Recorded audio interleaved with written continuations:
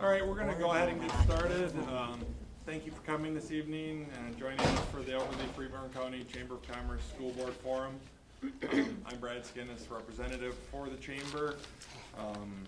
Tonight's forum is being recorded for replay in segments during the Albert Lea Today show on Kate at 11 o'clock. It is also being taped and will be available on YouTube shortly thereafter. We're offering tonight's forum in order to provide the public with additional information regarding their fellow citizens who have presented themselves to the community as candidates for the District of 241 School Board. These candidates in alphabetical order are Joe Ferguson, who is not present tonight, Cynthia Gail, Angie Hanson, Sonjia Hill, Julie Johnson, Ellen Kehr, Kendall Langseth, Ken Petersen, Aaron Phillips, and Neal Skaar. Also joining me tonight will be our moderator, Raquel Hellman, anchor and reporter for KIMT Television. Just a little basic housekeeping and some ground rules for tonight, how things are going to work. There will be an opportunity for each candidate to make an opening statement of up to 2 minutes. We decided that we'll just go in alphabetical order to keep things simple, and we'll go in reverse order for their closing statements, which will be 1 minute long. The balance of this evening will be based upon questions that those of you in attendance have provided. The chamber staff and also the moderators, we will be coming around, gathering those questions, and presenting them to the candidates. We will ask those questions in a different order each time. It'll be started with, for example, Cynthia will receive the first question. We'll move on down the line. Anybody that would like to respond to her comments or add something additional has the opportunity to do so.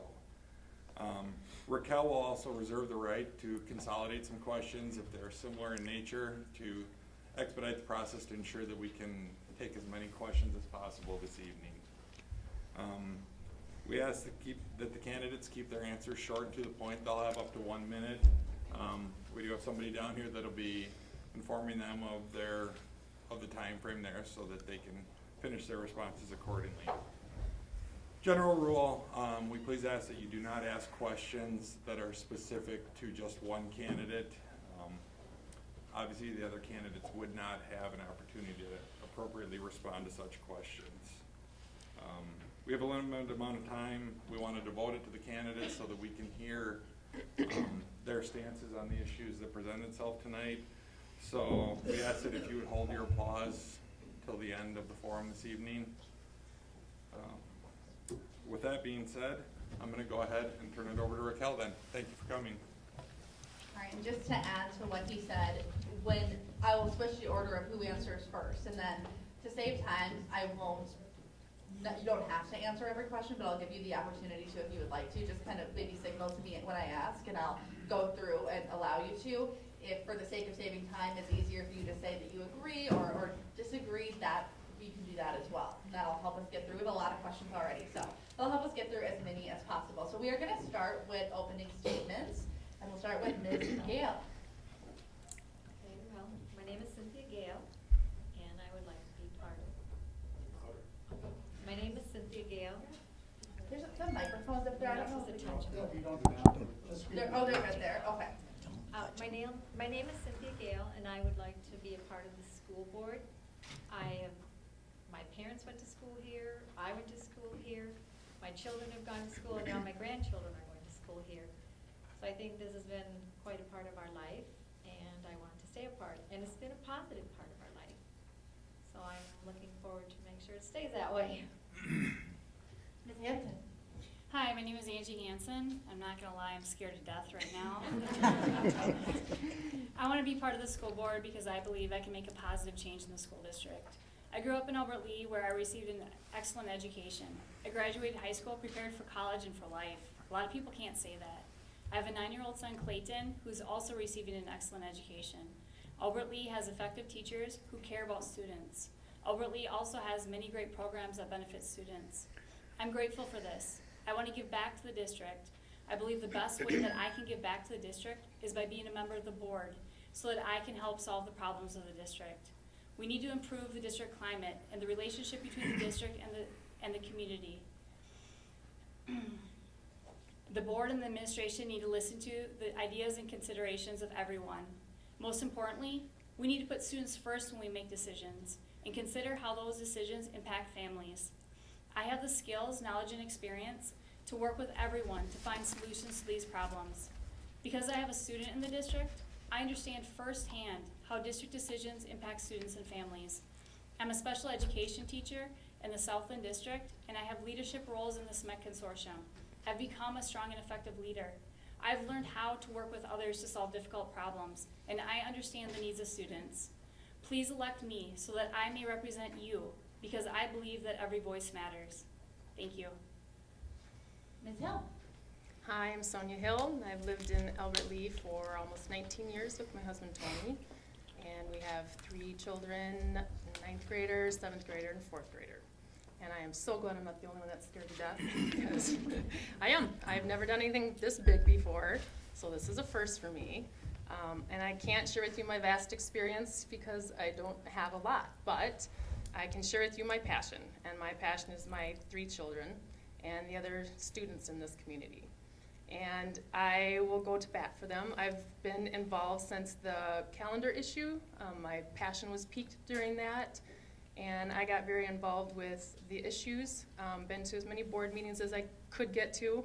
I've talked to a lot of community members, teachers, board members, administration, trying to just find out the facts, find out the issues, and we have a great community, and we have great teachers and staff, but as always, there's always room for improvement. And I feel that there are things that need to improve, and I strongly feel that you can't stand on the outside looking in and demanding change unless you're willing to be part of that. So that is why I'm running for school board. Ms. Johnson? Thank you. My name is Julie Johnson. I'm currently finishing my 4th year as a school board member. I'm a native of Albert Lea, and after graduating from high school here, I went on and graduated from the University of Minnesota Duluth. After college, I worked in education for 12 years, both at the K-12 and the college level in human resources. Then I joined our family banking business here in Albert Lea for 11 years. And now for the last 3 years, I have been working as the Director of Human Resources at a county level. I'm married and have 2 kids. My oldest is a graduate from the high school, and my youngest is currently a student at Albert Lea High School. The reason I'm running for board again is the same reason I ran 4 years ago, and that's because I want what's best for all of our kids, yours and mine. I want all of our sons and daughters to have every opportunity to learn, grow, become successful, and reach their full potential. And I firmly believe that a higher education and a quality education helps make that happen. I think my track record as a board member has shown I am not afraid to make hard decisions, that I listen to what's important to the community, families, students, and employees, and that I'm not a rubber stamp board member. I think experience matters, and I think experience is what I bring to the table with my experience in human resources, in education, and business. And I think that being a parent of a student in the district gives you skin in the game, and I have that. And I think that that is a valuable asset that I bring to the board and to our district. Thank you. Ms. Kehr? Thank you. I'd like to thank the Chamber for hosting this event, and I would like to thank you, Raquel. I know it is a busy month for you, and I think our community appreciates all the time and effort you put into this. My name is Ellen Kehr, and I was born and raised here in Albert Lea. So I'm one of those students that depended on this community to give me a great education and great role models who would show me what things in life are really important. And Albert Lea delivered on that for me.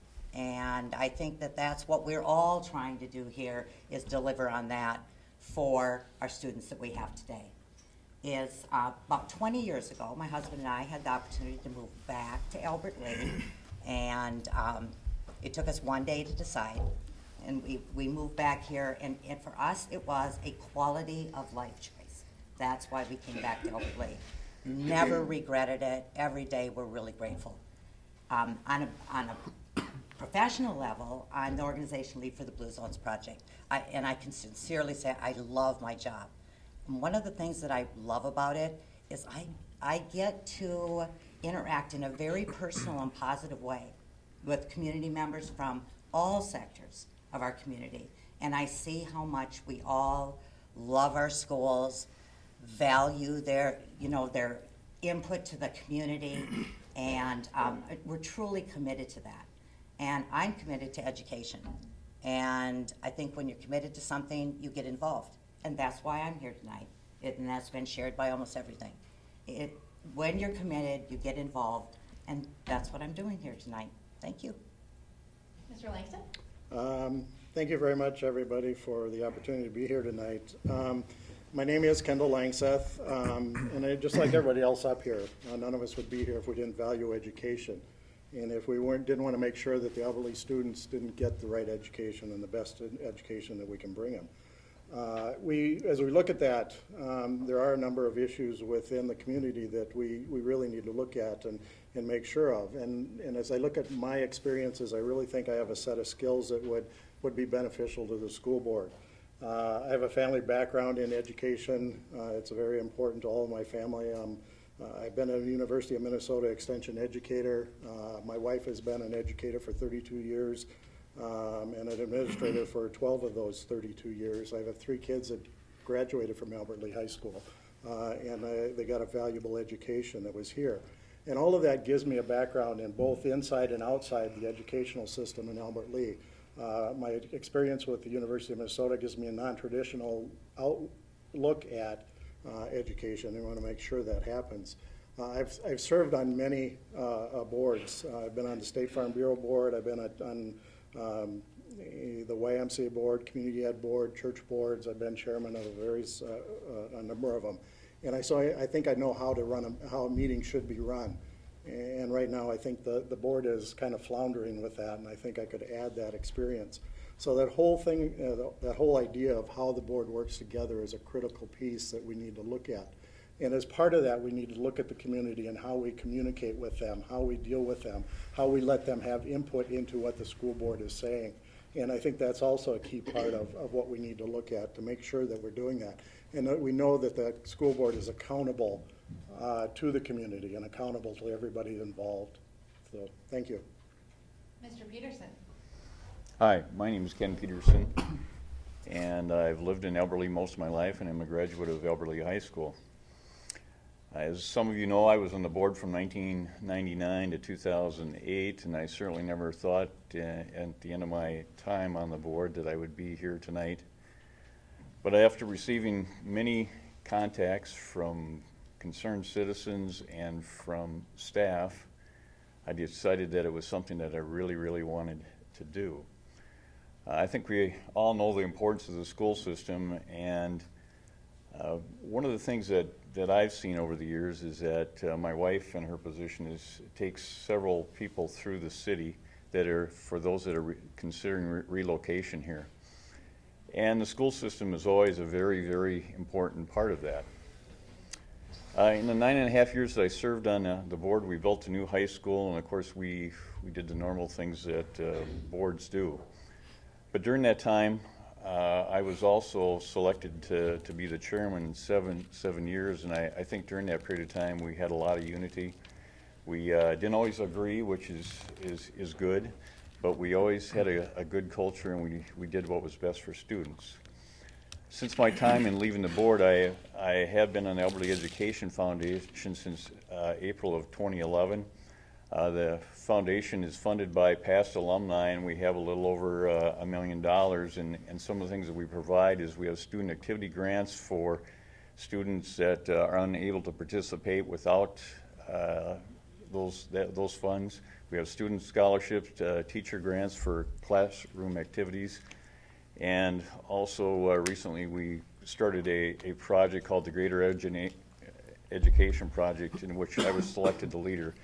And I'm going to hurry because I only got 10 seconds, but it's a school-to-work experience where they have job shadowing, mentoring, and internships, and it's with the school district, Riverland Chamber, and Alita.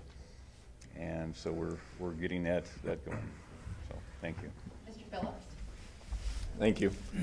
My name is Aaron Phillips. I'm married to my wife Jeanette and have 4 children in the Albert Lea School District. I was born in Albert Lea and raised on a farm in Heartland. One of my jobs currently is farming with my dad, which I started at a young age, and now my son is following in my footsteps.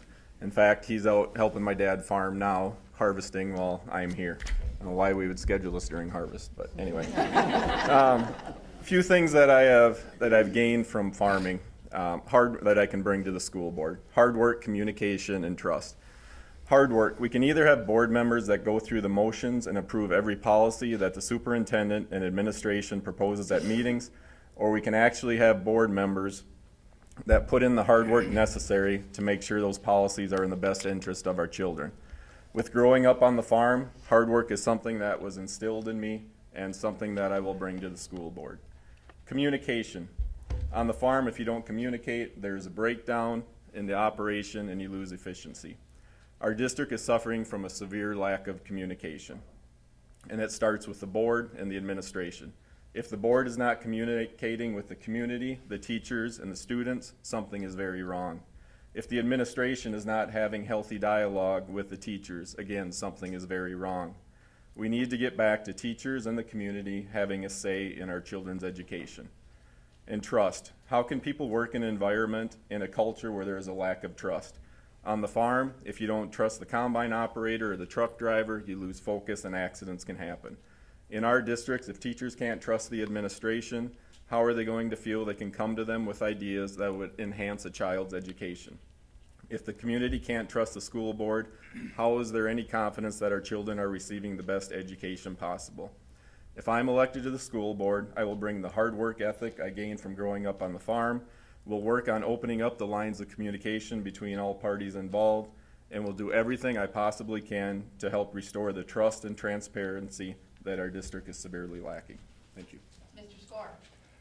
My name is Neal Skaar. I graduated from Albert Lea High School in 1964 for the first time, and in 2014 I graduated again when I retired as a teacher, having taught for 46 years at Albert Lea High School, 2 different buildings but 1 school. My wife Jean also graduated in 1964 from Albert Lea High School. She's sitting over there, keeping an eye on me. And we had 4 children who graduated from Albert Lea High School. Now we have grandchildren in Albert Lea High School. I dearly loved every year that I taught in Albert Lea. I was involved at various levels. I was a wrestling coach, still am, and was a department chair in the English department. I was the chair of the K-12 math committee back in some of our better years, I think, when we had staff that were really involved in making decisions.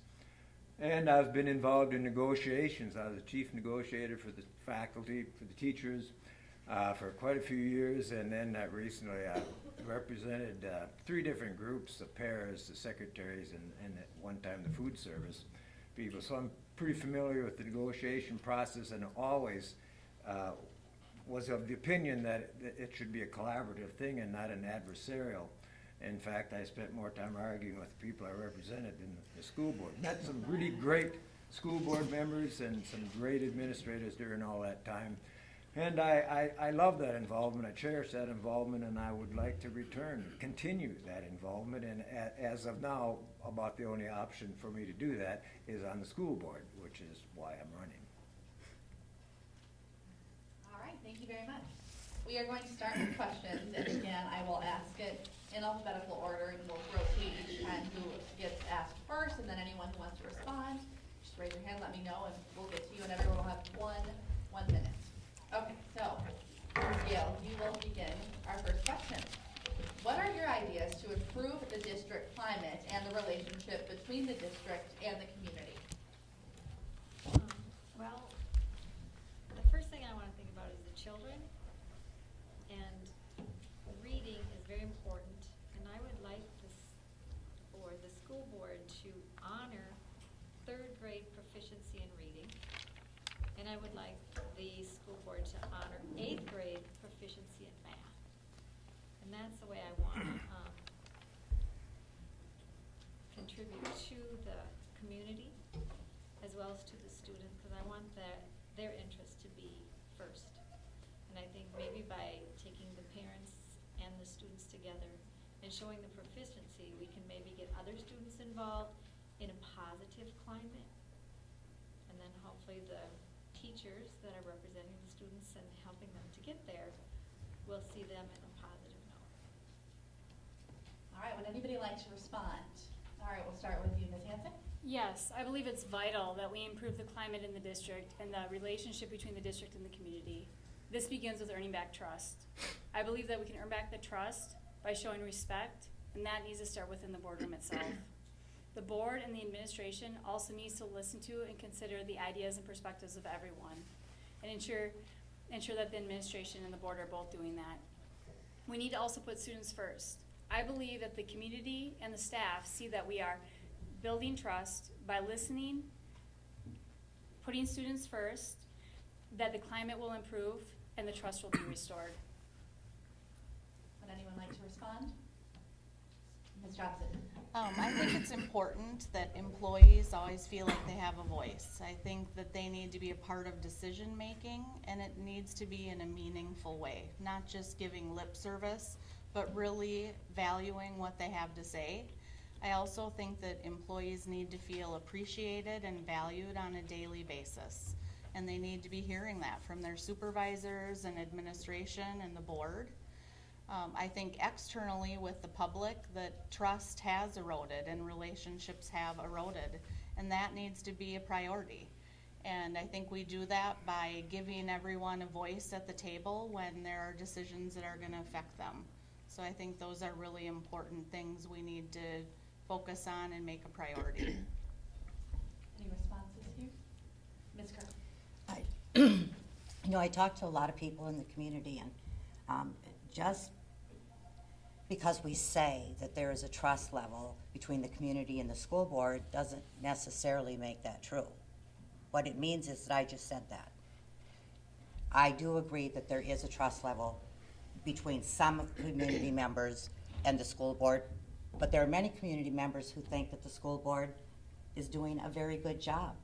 And people that are leaving the school board have served for many, many years, that, because results say that they have. I do agree that we need to have our focus on the children. And it needs to be on the students, on the District 241 as a whole, which is more than just students. It's teachers, and this is a wide range of people. So I think the focus needs to be on the student, not on the dynamics of the board. We're adults, everyone's an adult. Mr. Langseth.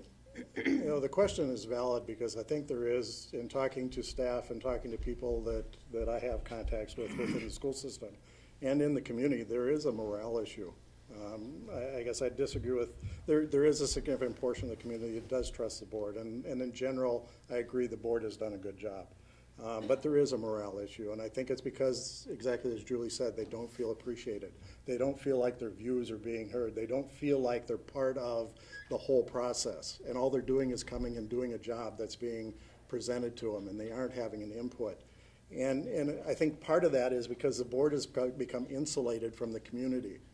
Their present management system with a top-down system where the superintendent gives direction to the board, and the board kind of has a yes or no point to it, and the board doesn't go out and talk to the teachers as much as I think they should. So I think that insulation has isolated them from the community and isolated them from what really needs to be done within the school system to make the teachers feel like they're appreciated and improve the morale. Responses? Go ahead, Aaron. Okay, sure. You want to go first?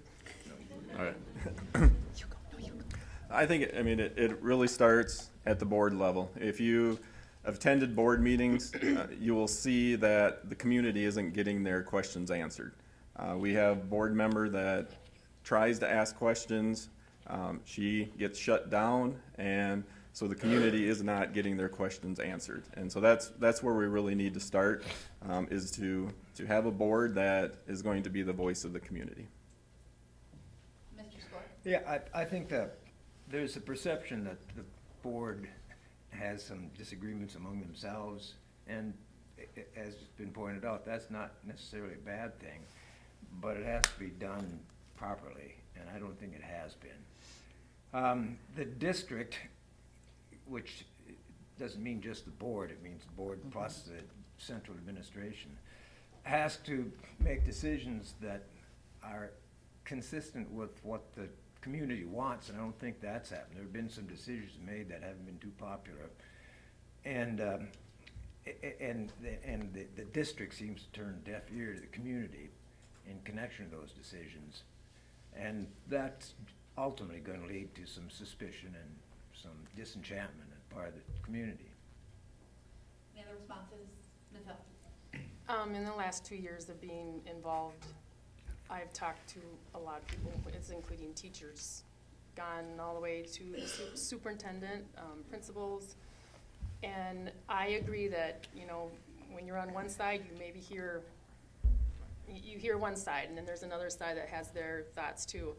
I can't say majority of people because I haven't talked to the majority of people, but the concept of the mistrust and the transparency issue, teachers fearing having a voice, is very real. And does that mean everybody feels that way? Maybe not, but it is out there. And the public themselves are trying to be shut down with the concerns that they want to bring forward. So I think it's a very valid thing that needs to be looked into and needs to be changed. All right, everyone says it? Okay. All right, we'll move on to the next question. Ms. Hanson, we're going to start with you for this. Okay. Tell us about a time when you positively made an impact in a child's life. Well, I teach students with emotional behavior disorders. It's actually a level 3 program, so my students actually come from different districts. So the time that I positively, I'll just pick something, it might seem simple right now, but since we're talking politics here, my students in my classroom, that I'm trying to teach them about the political system. And the other day, I was teaching, and one of my students jumped up because I'm teaching. There's actually 9 presidential candidates. I don't know if you guys are all aware of that, but I'm teaching my students what's really going on. And I was talking about that, and some of them are going to get to campaign because they're the big candidates and the big parties, and some aren't going to be able to campaign. I was explaining that to them. I said, "Is it fair?" Like, no. And one of them jumps up and starts talking in the front of the room and gives an impromptu speech about why it's not fair and how things need to change and all of that kind of stuff. It was really amazing. Anyone else like to share? Ms. Johnson? I go to First Lutheran Church here in Albert Lea, and so it's been so much fun. I spent a number of years there teaching Sunday school, and the age I taught was 5th grade, and 5th graders it's such a fun age because they're understanding so many things and you can really make a difference with them. And so it was great to look forward every week to spend time with those 5th graders in Sunday school and make a difference in their lives. And now some of them are getting ready to graduate, and some have gotten confirmed this year that I had as 5th graders, and it's really rewarding when they can't wait to give you a hug and say, you know, you made a difference in my life. Any other responses? Mr. Petersen? Thank you. I guess that's a great question because sometimes you don't think about that. And the one that comes to mind and popped in is kind of emotional actually when I've gone to Jamaica on mission trips for 3 years, and you know we're so blessed here and we have so much, and you go there and they have nothing, and been blessed with the opportunity to go there and work with adults and kids, and it's they have nothing. I mean, we just absolutely nothing, and so I think we're pretty blessed in this school district, and we just need to work at keeping it going in the right direction. Raquel? I'll go with Ms. Gail. I probably taught over 3,000 children in my career so far. I too have been to Jamaica, and I did a missionary trip where you just worked with children in an orphanage and you just held them. And then I had the opportunity to move to New Mexico for a while, and I taught Future Educators of America, and I took them to the Capitol. I also gone to New York with them. I've gone to Washington with them. They had just an amazing experience. And 3 years ago I came back here because I want to see children here have the same experience as I've had with children in other states. Mr. Langseth? Fortunately, over the years with 3 sons, I had many opportunities to coach, as many of you have that have kids as well. But the experience I really enjoyed probably the most was I had the opportunity to coach American Legion baseball. And because of scheduling and because of everything involved with the summer and stuff, you always didn't get the same high school kids on the Legion team as it made the high school team successful or did well. So it was really fun to see the kids that weren't starters on the high school team have the opportunity to grow and blossom and give them the opportunities that they didn't have otherwise. And just, I remember one pitcher that he didn't get used much in high school, and by the time we got to the end of the summer, because of the confidence that he developed over the summer, he really was one of my best relief pitchers that I could use. So those are the fun things when I was working with kids. All right, any other responses? We've got a couple here. Ms. Kehr? Well, in my life before Albert Lea, I was a center director at a very large child care center, and I did that for 17 years. When we came to Albert Lea, I resigned, but, gave like a month's notice, so everybody had plenty of time to adjust.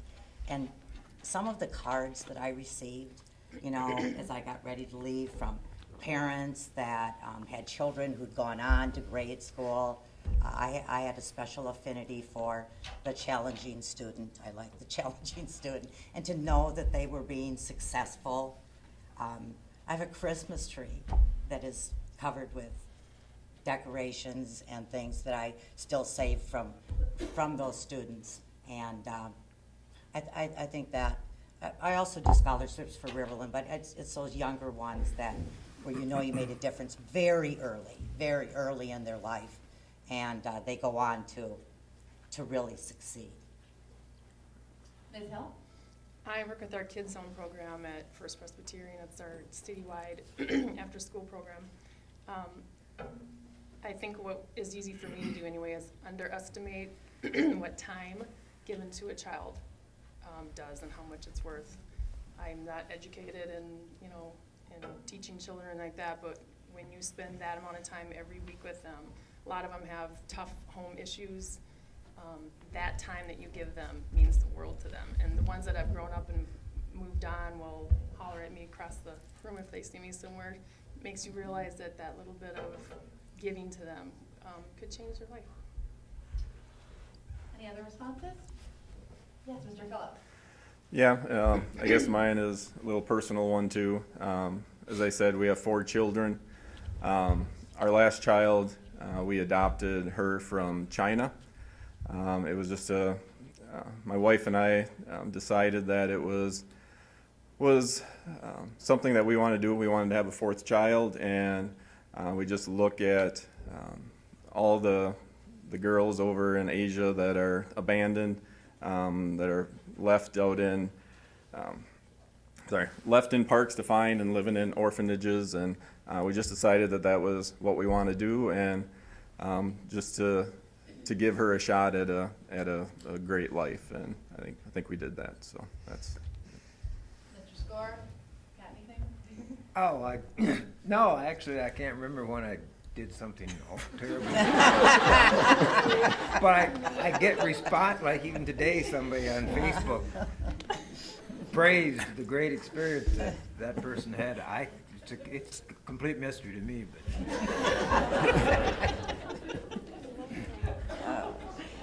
All right. We will move right along then to the next question. We're going to start with Ms. Hill for this question. What skill set do you have that will allow you to collaborate with those that do not share the same opinions as you? I would get that question. I think I've been trying to do that, ever since getting more involved here, because I know that you have to work with other people, and you may never agree. You may have to agree to disagree, but I do feel that there are ways to work together, and I think that's why I've put the effort into trying to go to both sides. It's easier to go to the side that agrees with you, because that's easier to hear. But you need to go to the other side and hear their side too, and try to collaborate the two together. And that's what I've tried to do. That's what I would continue to try to do, to see both sides, make an educated decision on that, and try our best to make it work together. I think what I'll do is I'll just go down in order and see if you have a response, and you can pass if you don't. Ms. Johnson? Yes, I think it's really critical that you come from a place of mutual respect first and foremost. I also think that listening to really hear and understand where the other person is coming from is so important. I think so often we listen this much because we're already thinking about how we want to respond and not really listening to understand that other person's position. I agree too with Sonjia. There are going to be disagreements and you have to agree to disagree, but you need to be professional, respectful, and working in human resources as long as I deal with that on a daily basis and lots of conflict resolution. So I have a lot of experience with that. Ms. Kehr? Oh my, I know, I've served on so many boards or commissions. I served on the council, the Alita Board for 12 years, the Children's Center Board for 10 years, the Riverland Foundation I serve on now, and served as president or, on the executive committee of many of them. I really enjoy collaboration, because as great as one idea is, and I always think my ideas are pretty good, you could ask my husband, but really, on a board, I mean, no matter what great idea you have, when everybody comes together, all of a sudden you just have the great idea. And I think that's why we have boards and commissions, is because together we're so much stronger. I totally enjoy the process. That's why I always continue to do that. I think it's fun, and you get to see a lot of exciting success and disappointments also, but that comes with the territory. Mr. Langseth? This is, I think, a critical question, because as we look at the boards as they deal together, it's important. And again, I've been on a number of boards as well, but more importantly, in my job as a consultant, I deal with state regulators and farmers, and there's always issues between state regulators and farmers that sometimes are difficult to deal with. But I've dealt with a lot of varieties in the personalities that I've dealt with. If you've ever dealt with a state regulator, you know there's some issues there as far as power control, and then you try to inform the farmer of what's really happening. But one of my abilities that I really strongly enjoy is the ability to dissect a problem and then research the solutions and try to come up with as many ideas, and I think that's what the board needs to do, is come up with those ideas. And I think I have that experience to find those workable solutions that the board needs to look for. Mr. Petersen? Okay. I think going back to the first time I was on the board, we had a lot of collaboration there. And I think it comes back to a lot of things that everybody's already mentioned, the respect and being professional. And I think that it's, we have a thing at work that we say, you gotta make sure everybody's heard and everybody's understood, and then you move forward. And I think that, my wife would agree with this, that we don't always agree, but we also know that we stay very professional. And you have to respect each other, and then once you've made a decision, go forward together and honor that decision. And I think when you look at the state school boards have said that, everybody needs their input, but when you make a decision, you move forward together, and I think that's important, to have that trust. Mr. Phillips?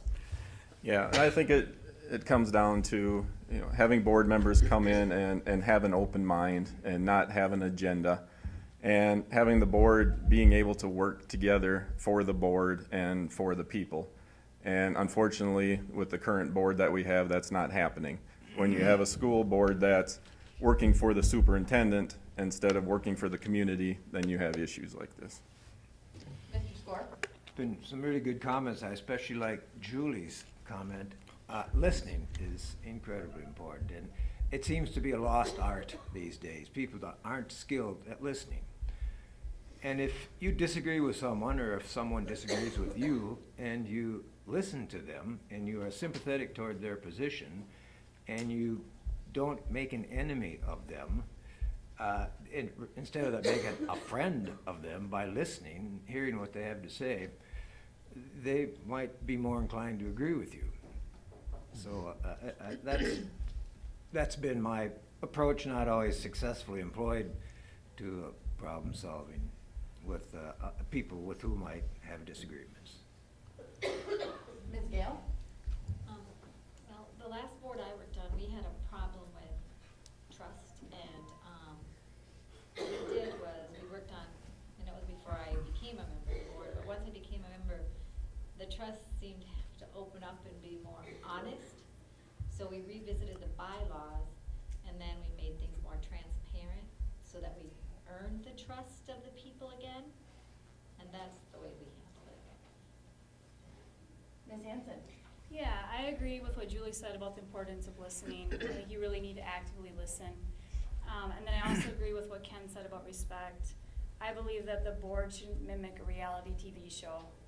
I'm a behavior consultant for our consortium, and I'm also on the leadership team for our consortium. For our Southland's part of the SMET consortium, and I'm also a member of the union and was the president for 4 years. And in those capacities, I've had to work with other teachers and collaborate with them to come up with behavior plans for students.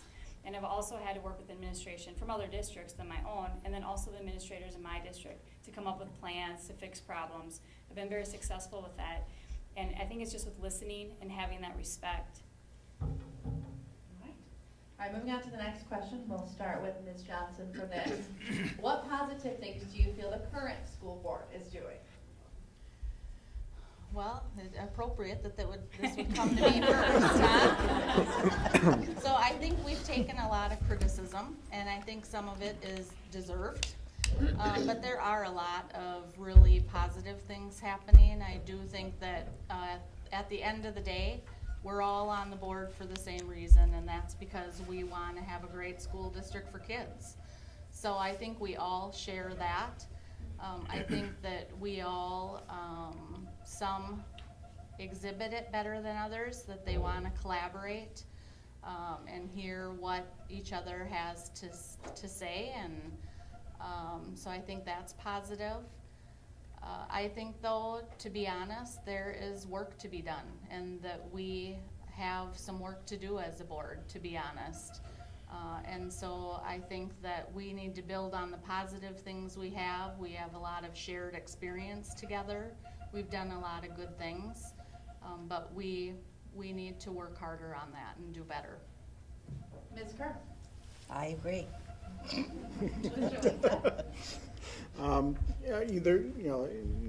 There's been some, questioning comments made tonight, and I think some of them are justified, but fortunately, Albert Lea schools are very, very good as well. There's a lot of good things going on, and from one of the recent school boards, some discussion about teachers working closer together, K through 12. Those are systems that were in place in the past and have been kind of ignored. So I think that's a very positive thing. I think administration has done a good job looking at opportunities for grants, opportunities for programs, and I think the best recent example of that is the pre-K program that is starting.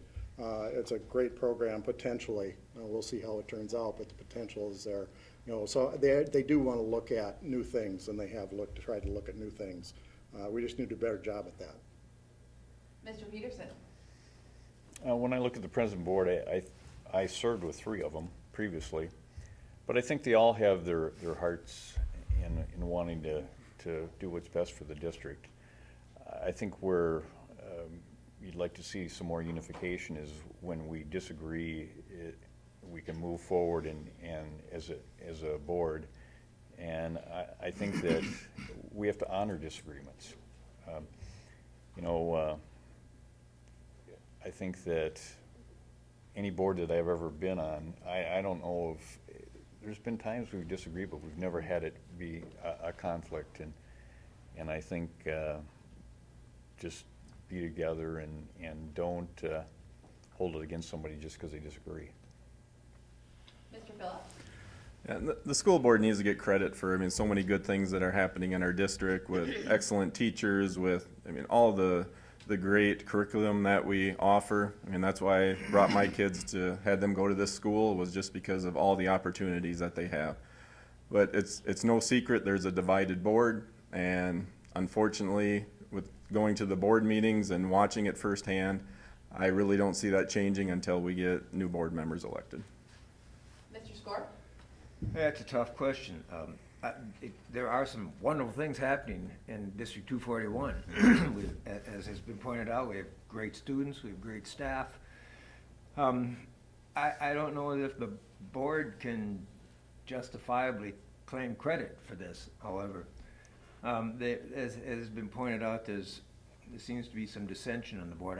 Ever since I decided to seek this office, I have attended board meetings, and I have noticed that in the recent last couple meetings, there has been a renewed attempt towards civility, anyway, which is encouraging. Ms. Gail? I've been thinking about an idea that they had in New Mexico at the school I worked. One day a year, they honored the staff, the whole staff of all the schools. It was pretty neat. Sometimes the teachers would complain, but I know they really liked it. But it wasn't just teachers, it was paras, it was custodians, everyone. They honored everyone. It's pretty nice. That's why they gave that plug in thing. Ms. Hanson? Yeah, I too think there's many great things going on in our district. We have to give the board credit where credit is due. We do have great teachers in the district. We do have many effective programs. Then I'm really happy that we got the pre-K program going this year. There's studies showing that early childhood intervention really impacts students the rest of their lives. Ms. Hill? I agree that there's many positive things too. The sad thing is when you have the negative things that are in the forefront, those positive things sometimes get pushed in the background. So being as that may, being at the last, probably all the board meetings in the last year, as many as I could get to, I mean, I've watched the descent of the positivity. And so I think one of the main goals we need to do is to get that back. But it's going to take some work because there's a lot of issues to deal with. All right, moving on to the next question. We'll start with Ms. Kehr. What are your feelings on the role the district should play with the economic development of Albert Lea?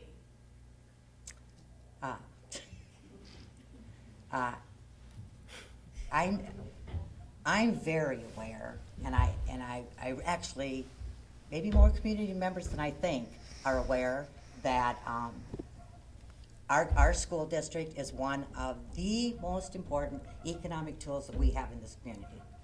If we go out and talk to people, when we had Albert Lea Listens and we went out, we talked to hundreds and hundreds of people, I would say that our great schools are either 1, 2, or 3 of what everybody says about this community.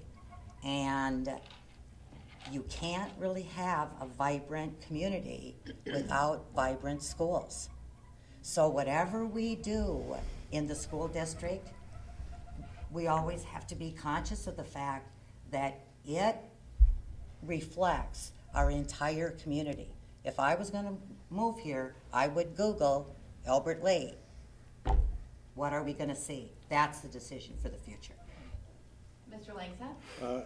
I agree with Ellen. When we're looking at economic development, the school system is a critical piece that new businesses, people thinking of locating here, are going to be. I mean, there's a lot of economic information that would back that up, which means we need to continue to make our schools stronger. We need to continue to communicate. We need to continue to work together within the community and make our school systems as strong as possible. Mr. Petersen? As I previously mentioned, I'm part of the Greater Education Project with the foundation, and one of the members is a lead on there, and Ryan Olander has expressed many, many times the number of jobs that are in Albert Lea and available, that we're looking for qualified people.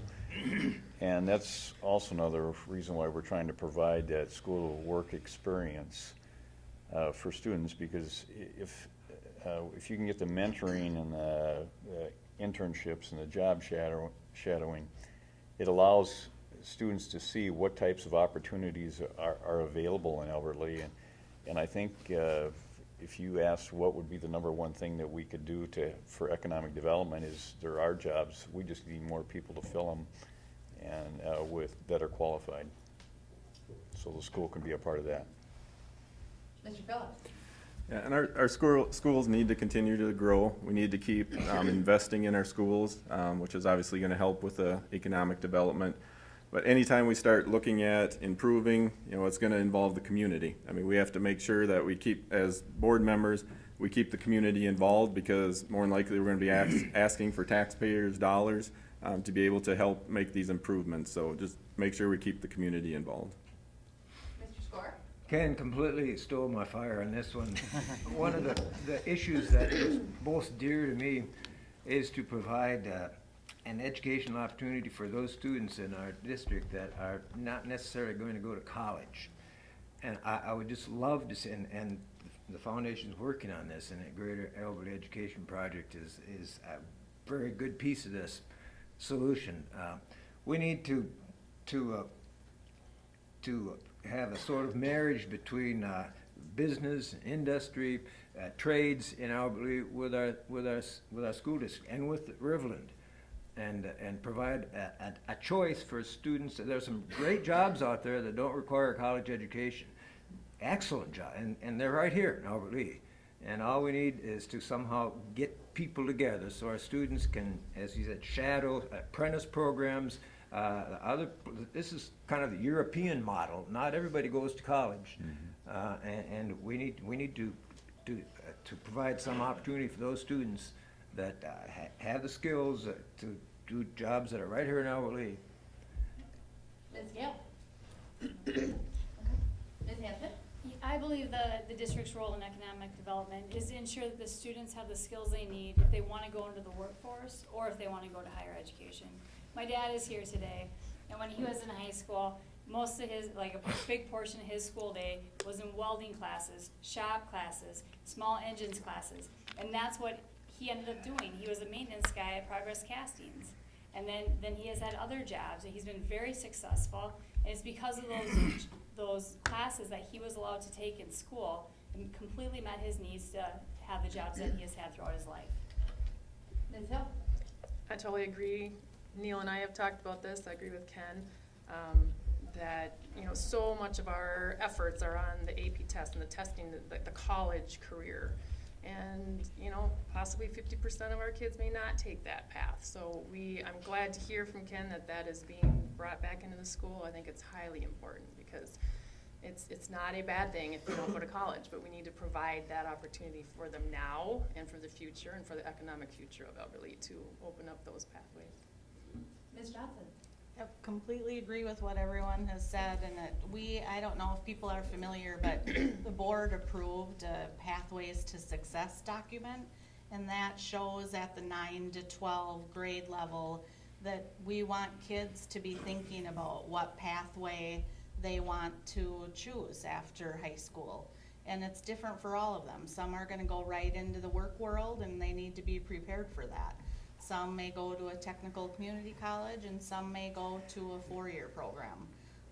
And so I think that has been a great priority that we are working on, and going to work more on that. Another thing too, like has been said, when people are looking, companies and individuals, to move to our community, the top 2 things they look at are the schools and the healthcare system.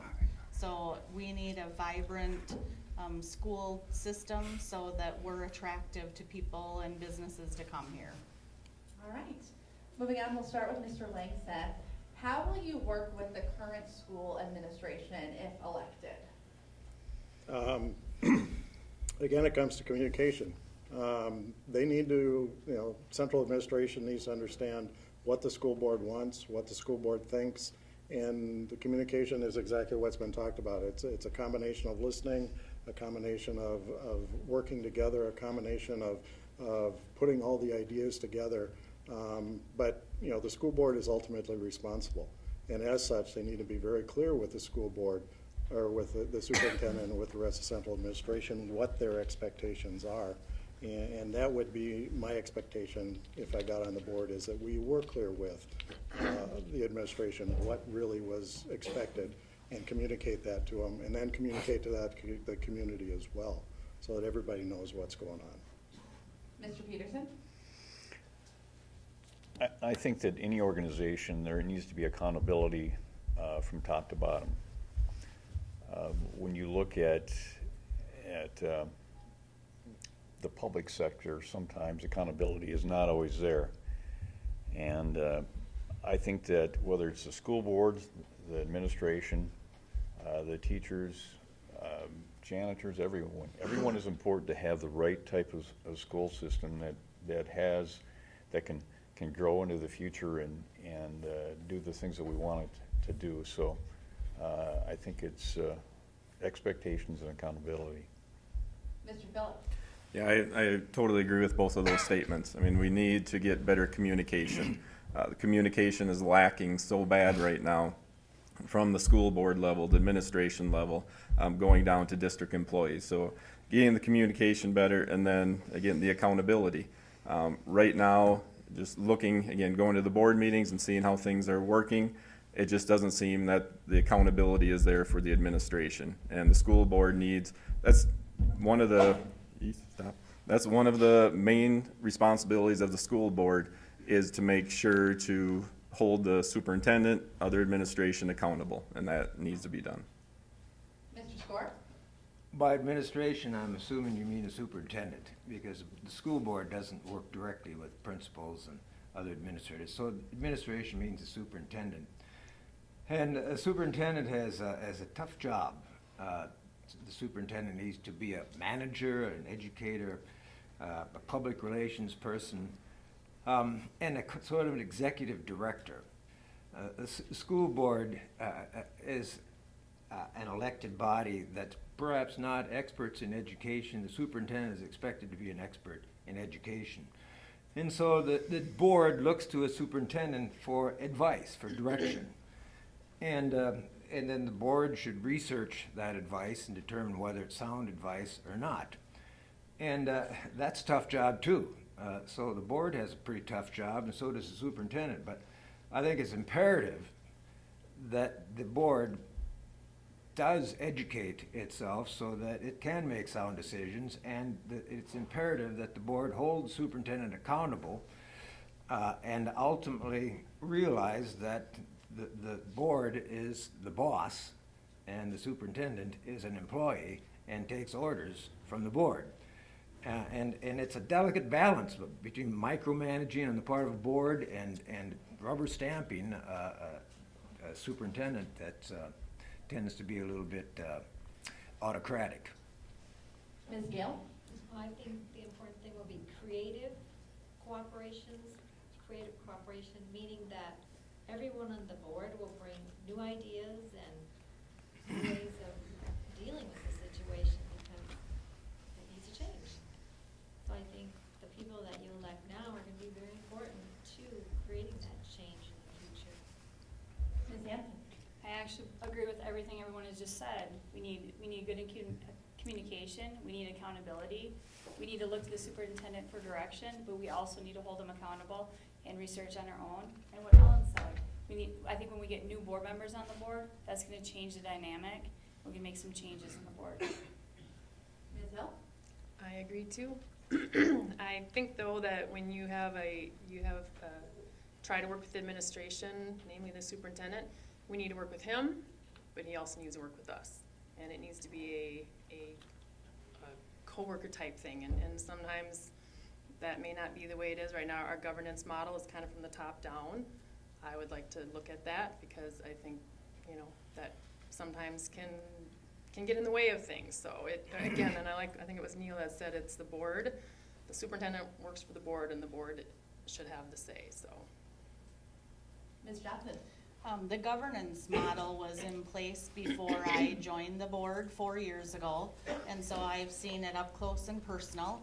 And I personally think that it is not working. I am not very supportive of the governance model. I think it removes the board too far from what's happening in the district. So I would like to see, when a new board is seated in the new year, that a new model, a more collaborative model, maybe a hybrid, some things from the governance, but a more collaborative approach, so that that communication and board members are fully informed of what's going on and can contact building principals or staff if they have questions about things. Because in the current governance model, that is not happening.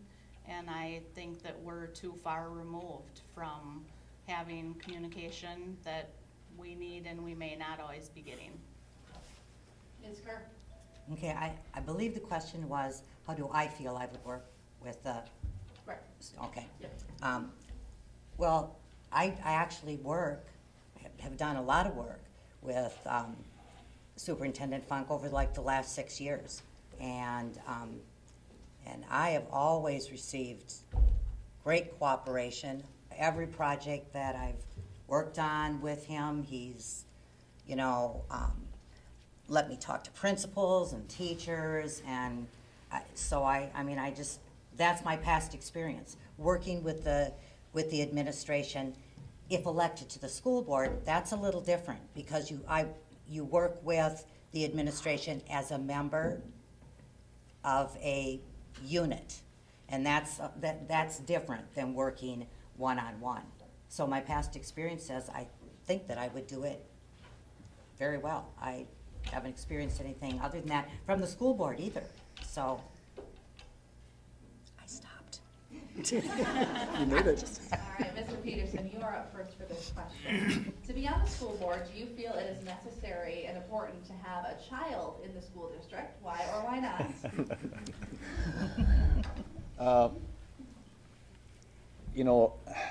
When I was on the school board previously, I had a son graduate in '99 and 2002, so I spent 6 years on the board without having a student in the district.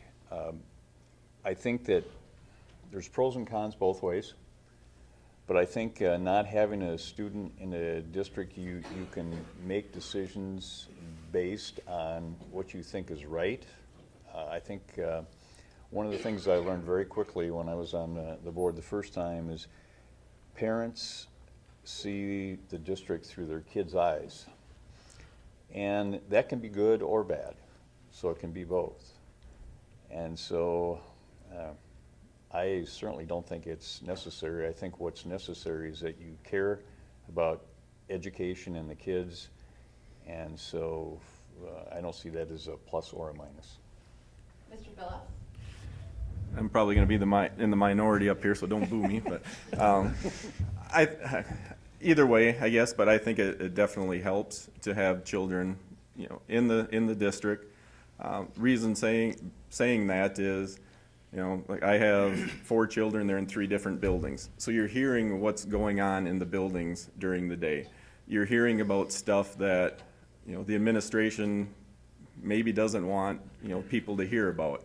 You hear about, people being afraid to go into bathrooms because there's drug use happening there, and just different things. You hear about the lockdowns, the drug searches. You hear about just different things that you wouldn't necessarily hear about if you did not have children in there. So I think it just helps you be more privy to what's going on the day-to-day basis. Mr. Skaar? Do grandchildren count? I'm a bit old to have children in school. I have had children in school, and I think I benefited from that, but obviously currently I do not. And so also obviously I do not think it's absolutely essential that you have children in school to be a member of the school board. Otherwise I wouldn't be running. I agree with Aaron. There are benefits, but I don't think it's a fatal flaw to not have a child in the district. Ms. Gail? I don't know that you have to have children necessarily in the school district, but you need to be involved somehow. When I first came back here from New Mexico, what I did was, I wasn't sure what was happening in the school district here, so first I was a para, because I wanted to know how they felt. And then next, I decided, well, I'll do teaching as a teacher sub, and I did that for a while. And I got to see a lot of the different schools in the district, what was going on, how they handle things. And then, right now, I teach in Wells as the art teacher. The first thing I did when I came back to Minnesota is I went through the different schools. I did the subbing at the different levels. So I wanted to see what was going on. I wanted to see how the teachers are teaching, what they're using. But so sometimes it's not always just that you have a child there, that you actually go to the school, get involved, and see what's going on. Ms. Hanson? I don't think it's necessary to have students in the school district, but I definitely think it's a bonus. Many of the district decisions, they firsthand impact students and families the most. So if you have students in the district, you understand all of that, and you can helps you to represent the families and the students better. Ms. Hill? I agree. I like Cynthia's point there. It's not make or break, obviously, because not everyone's going to have kids in the district. But number one, I think your passion is probably greatest if you have children in the district. And to Erin's point, you do stay kind of on top of what's going on because you got kids in it. Again, not make or break. I think it is a plus. Although if you don't, then you need to plug yourself in. There's parents that aren't plugged in as much as some other people that don't have kids in the district. It depends. So. Ms. Johnson? Well, I can tell you from personal experience as a board member that, while not required, I think people can be a great board member without having kids in the district. But I have found it to be really beneficial. I think that you're invested at a whole different level. When you go tuck your kiddos in bed every night, you never forget when you have your board member hat on why you're doing it. And I also found out as a parent that, boy, you know the intimate details of every day what's happening in the district. And that is very, very helpful as a board member. I knew things that administrators didn't know and the superintendent didn't know from being a parent of students in the district. So it's just, I think, makes you an even better board member. Ms. Kehr? Well, obviously, I agree with Neal. If I thought it was essential, I wouldn't be running for the board. Actually, I also agree with Ken. There's pluses and minuses to having children. I don't think there's anyone up here who probably doesn't have children, and anyone sitting here that hasn't taken the time to be involved with children, or they wouldn't be. Why would we even be here? I think on a board level, you're making decisions on very long-term goals. You're creating a vision for things after your children. Let's say you do have children. They aren't in the school district anymore, so you have to really think ahead on that. The other thing is sometimes I believe that we lose perspective. The Albert Lea schools belong to the community of Albert Lea. The students, the parents, the teachers, the lady who lives across the street, me, it belongs to everyone. We, as a community, support the schools with our monies, times, and talents. So everyone should be represented. Mr. Langseth? I'm not sure what to add because I've agreed with most everything. I think everybody agrees that it's not an absolute necessity, but there are some advantages and stuff. I think the key thing is, obviously, my kids have went through the system, and I understand a lot of things that have happened to the system. But the one thing that I think is a common up here is a passion for education, and that's the key thing. Is the passion for education, the passion to make sure everybody's getting the best education possible. And if you don't have kids in the system, I think that you're right. There is an advantage of having kids in the system, but if you don't, I agree with Sonjia, I think, said that you need to have a connection somehow with kids. And I do have a number of connections with kids to see what's going on within the school system that would replace that. So, but you need that connection if you don't have kids. All right, we'll start the next question with Mr. Phillips. Well, what steps would you encourage the district to take to retain good teachers and staff members? That's a good question. We do have a lot of great teachers here. First thing we have to do is just have to make sure that the teachers feel that they're wanted, that they're respected, that they have a voice in things. instead of having this top-down philosophy and telling teachers what they need to do, ask the teachers, empower them, give them a little bit of credit for the years that they've put in and what they've done, and ask them what they should do for their students. They're the ones that have been working with the kids on a daily basis. They know their kids better than anyone. So we need to do that, and we need to stop these unrequested transfers. These teachers are getting blindsided, they're getting moved to positions they're not comfortable with, and have absolutely no say in it. That has to stop. Mr. Skaar? Yeah, I'm in a pretty good position to comment on that one since I was a teacher for quite a while. And Aaron's exactly right. Teachers need to be empowered. They need to be able to claim ownership to what they do. And top-down is not my idea of a good plan. We used to call it site-based management. And we had the department heads and departments met and made decisions. We had K through 12 curriculum committees. I was the chair of one of them, and we actually had power. We determined what textbooks we were going to buy. We determined what curriculum we were going to offer, subject to the approval of a district curriculum committee, which I think was a great idea. But the teachers have to be able to claim ownership for what they do. They need to be paid reasonably well. They need to be insulated from those tasks, mundane, uninteresting tasks that are not teaching, which seem to occupy altogether way too much of a teacher's time. Ms. Gail? The first thing that comes to my mind on this subject is, one time I was doing subbing in another town, and I subbed for quite a few years, so I watched students and what was happening to the students, and they kept failing. And these students, I had known them, there was no reason for them to fail, so I went to the administration, I said, what is going on here? And he said, we got new textbooks. So I think that if students are failing and you got new textbooks, you better take a look at those textbooks. Because sometimes kids that are so smart and they have everything going for them, sometimes it's not their fault. I mean, I am totally for kids sometimes. I mean, I listen.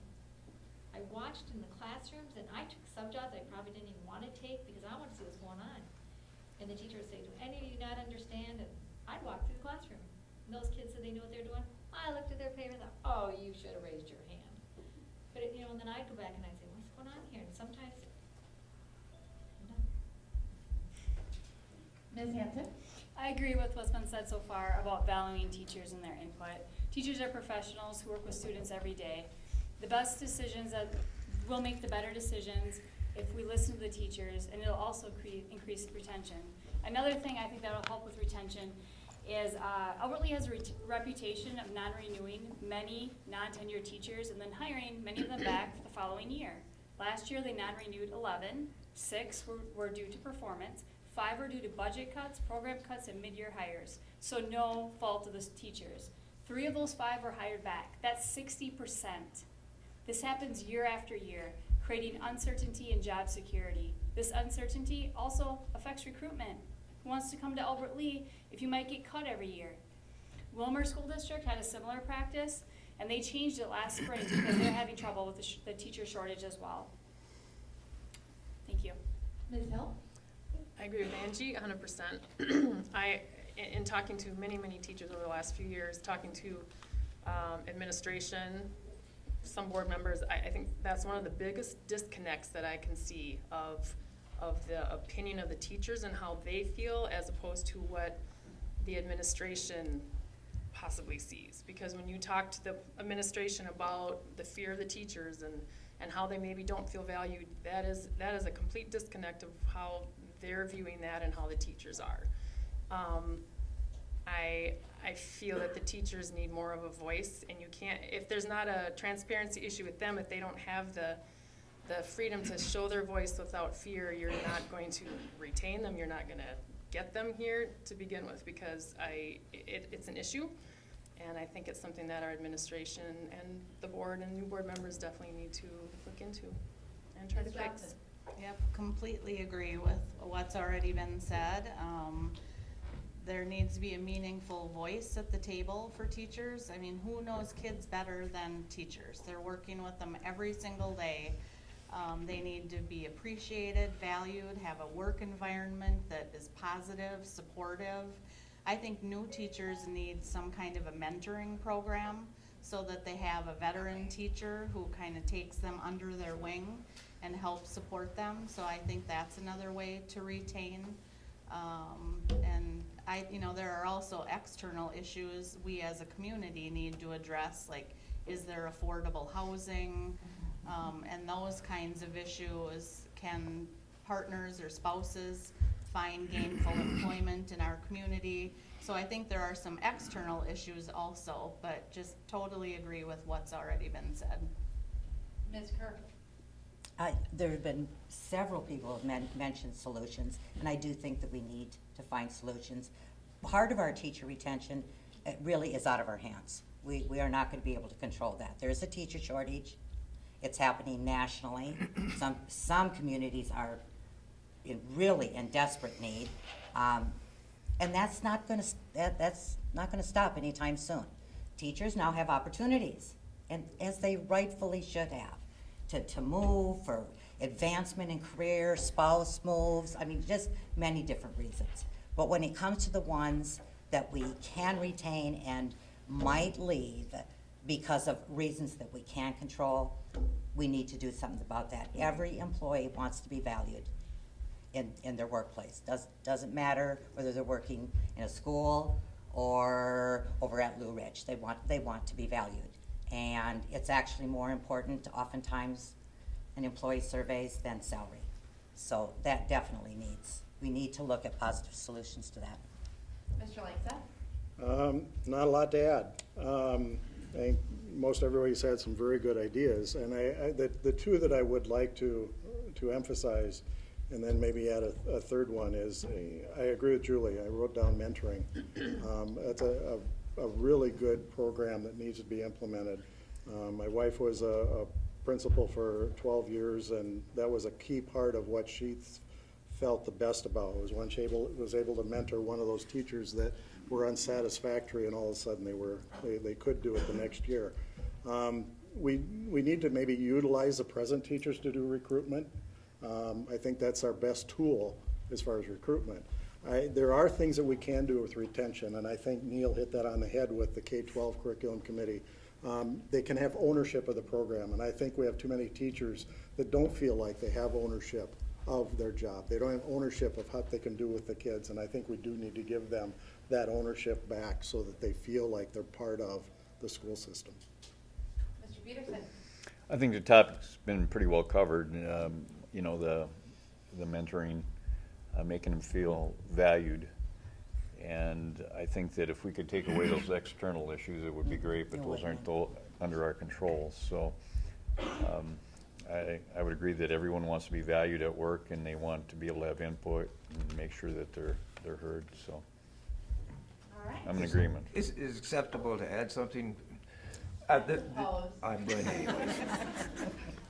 That's totally true. We give up on, if my career had been based on my performance in 1968, I would not have made it to 1969. We need to work with people. It's so easy to just, this person's not going to. We need to mentor them, bring them around, stick with them, give them a chance, and I don't think that happens as much as it should. Well, we are going to start with you for the next question. The school board has goals for the district, one of them being to improve and increase graduation rates. What would be a goal that you have for the district if you were elected, and how would you work towards that goal? I think I've already spoken to that. There are a lot of answers to that, and a lot of things that need to be done. But I think one of the most important things would be to create an educational environment where there is a course of work for students that they'd be interested in pursuing, so that they would graduate. And I'm talking, we have so concentrated on, and we've done a great job preparing students for college. but not everybody wants to go to college, and not everybody needs to go to college. And if we would have an apprentice-like program where students could pursue things that really interest them, if they could, part of their coursework would be working for a mechanic, because they like to fix cars, or an electrician or a plumber. I like to do all those things. I think we'd probably have students more interested in completing their education. Ms. Gail? Well, it kind of sounds like maybe we should do a survey and give to 10th or 11th grade students and see what they want. And then take a look at the survey and maybe talk to those students and go from there. Ms. Hanson? I agree with exactly what Mr. Skaar said, and yes, I have to call him Mr. Skaar. I can never call him Neal. He was my teacher. I think that we do need different routes in the high school setting, things that actually speak to the students. Some are college bound, and we need to prepare those students for college. But we also need to prepare the students who just want to go to work, or even help them to learn what they do want in life. I know when I was in high school, we had an active citizen class where we got to go volunteer. And throughout my whole life, my dad thought I should be a teacher. I didn't think it was going to happen. I wasn't interested in that. But I went and volunteered at Halverson School, helped with math, and realized, hey, this is what I want to do. So I know that helped me become who I am today. We need to help the students, whether they're going to college or they're interested in other careers, help them get to where they need to come. Ms. Hill? I agree with that too. I think it's so hard when you have so many students and you have only so many teachers, but I think a lot of importance could be on volunteering from the public coming in, because every kid, every child is going to choose a path in life, and it's either going to be college or vocational, or maybe they're going to be lost in the middle somewhere. And how do we nurture those kids to be set for life? And sadly, there's a lot of home lives that don't have that at home, and they're not going to be able to get that. So I don't know how to do it. That's a daunting task, and there's many, many goals that I'd like to see accomplished. But I think to not look at them as a whole, not about testing, but to look at those kids as individuals and how we can touch each life to the best of our ability. Ms. Johnson? So I'm having a hard time ruling it or eliminating it down to just one goal. So I'm going to say two. I think two hugely important priorities and goals: smaller class sizes. I just think that is such a important thing for student achievement at all levels, pre-K all the way up to seniors. So that, I think, is one priority we need to invest in more. And the other, I think, is, if we want to have a really high graduation rate, we need high-quality teachers that we keep in our district. So like we just talked about student retention, I think that is one of the most critical things we can do as a district, is keep high-quality teachers, attract and retain them, because that shows in student achievement and graduation rates. Ms. Kehr? For me, I'll look at like the two different sides of the continuum.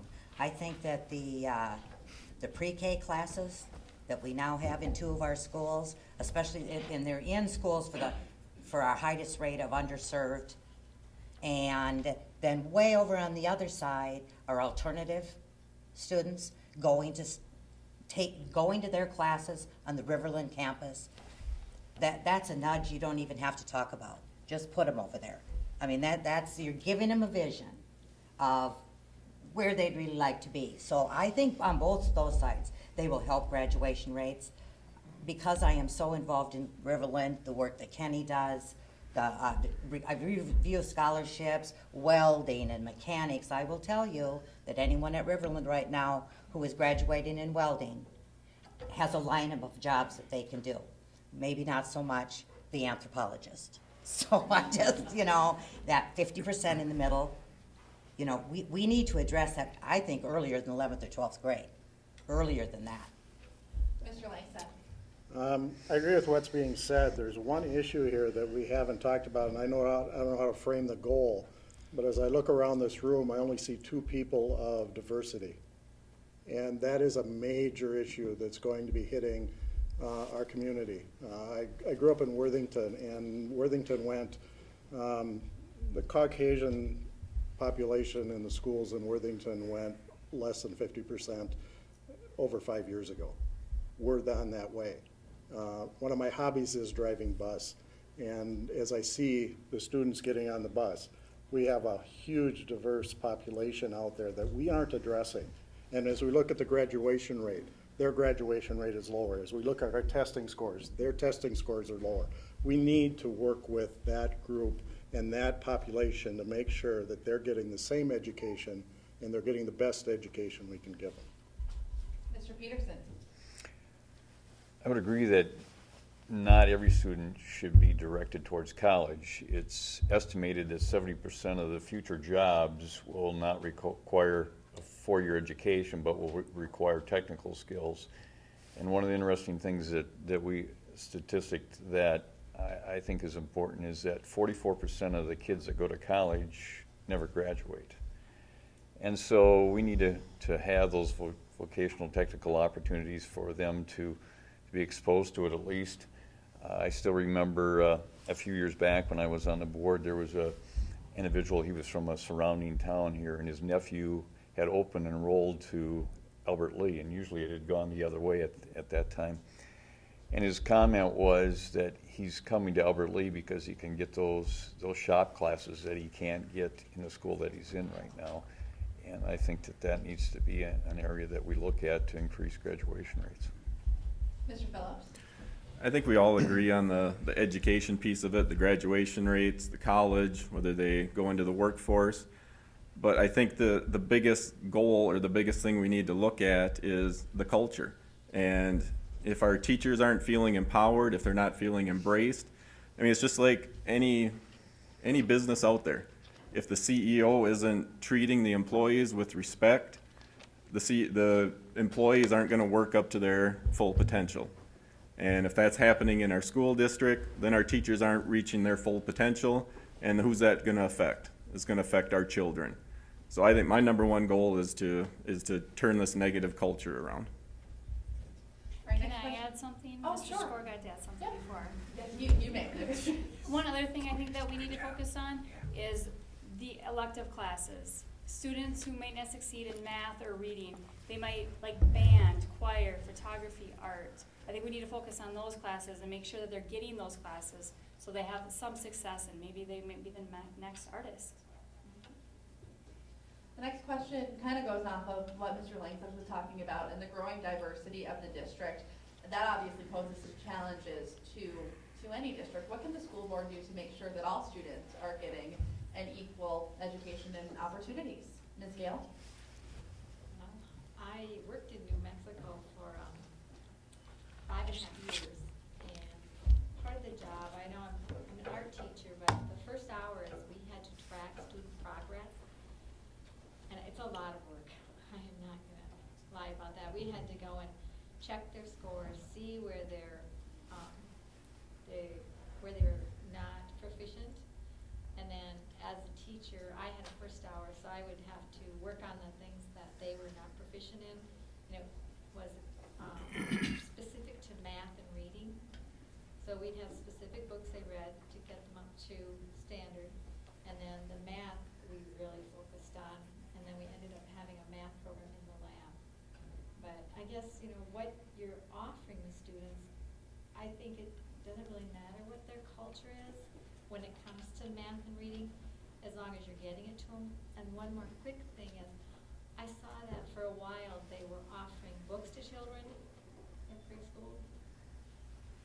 Ms. Hanson? Yeah, we need to make sure that all students get an equal opportunity to education. A couple good things that I think Albert Lea is doing is I think that they do a good job at differentiating instruction and have a lot of intervention programs and gifted talented programs as well. There's one thing that I think we all struggle with is that some of the kids aren't getting their needs met at home. They're living in poverty. There might be family crises at home, and we can't help that all the way. But maybe we can do some things to reach out to families more, to connect with those. I was even thinking before, like at Halverson has a lot of students who speak Spanish, ESL learners, and going to lunch with my son, you talk to some of them, I was like, it's just amazing that they can learn while they're learning another language. I thought, maybe we should have some opportunities where we're reaching out to them and having like fiestas or things like that where we can, you know, change in their culture and they can practice their language and maybe make a good thing out of it. Ms. Hill? I agree with Angie. It's definitely, I have to be honest, it's something I would really have to delve into more and find out and educate myself on. During the calendar issue, when I was talking to teachers on, number one, class sizes was a huge thing. Number two was when they were talking about, you know, more class time, more days, they were talking about how those students that are of a diverse background, there's a breakdown there at some, not all of them, but there's a breakdown there. And how do we help them? If the home life or the homework's not being done at home, how can we, whether it's volunteers in the district, because the teachers can't do it all, how do we involve ourselves and get in there and make a difference? And I just think that's something we have to really look into and delve into. Ms. Johnson? I think that it's important that all the teachers and staff and paras are trained to be able to meet the diverse needs of all the students. I think we've done a good job in that area with our success coaches and with interventionists that we have in the district. But another thing I think that's important that hasn't been said is that we're really recruiting actively to try to have our employee demographic population reflect our diverse student population. Because I think when kids walk through the halls and see a teacher who looks just like them, that's really important and meaningful. And so I think focusing on recruiting more diverse workforce also will help in meeting kids' needs. Ms. Kehr? I think that the school district really has done a very, very good job of, you know, addressing diversity. This is one of those particular issues that the school district has to have a lot of community support on, because it's more than about just going to school. We do, as Sonjia said, have a lot of children in Freeburg County live in poverty. And something like the free breakfast program at Halverson and Hawthorne, well, you think, well, that doesn't have anything to do with education. It does. It does. Hungry children don't learn well. I mean, I think the school district has tried to address it in many ways. We actually have a large Kehr population here now, about 700. And we have an interpreter. AY has an office next to mine, which is wonderful. People in and out, you know, every day. As a community, we need to embrace our diversity, and because it'll make us stronger. Mr. Langseth? Since I brought it up, I do appreciate the question. Unfortunately, there's an issue that how we frame questions. And in my decision-making process, the first question I start with is why. And I haven't heard that question asked for a long time within the school system. Why are these kids not succeeding? Why are they having issues? And part of it is we haven't asked them. We really need to reach out to that diverse population, reach out and find out, is it the poverty that they're in? Is it, you know, what are the issues that are causing the problems that we're having? And there was a program at Southwest where they reached out to the Hispanic population because our participation in the parent-teacher stuff was very low. It came up because we reached out to them rather than expecting them to come to us. And I think we really need to do that. And and I agree with Sonjia, how do we meet those needs? How do we go about doing that to succeed? Mr. Petersen? That's a challenging question.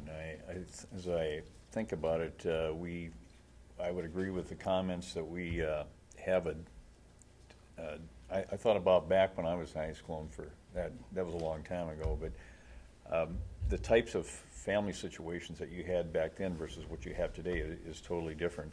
And so I think you have to reanalyze your staffing and the things that you do, because you have to reach all students. And so you have to adjust, you know. And my understanding is that our diverse population has changed quite a bit recently with it, you know, the Karens. Yep, the Karens.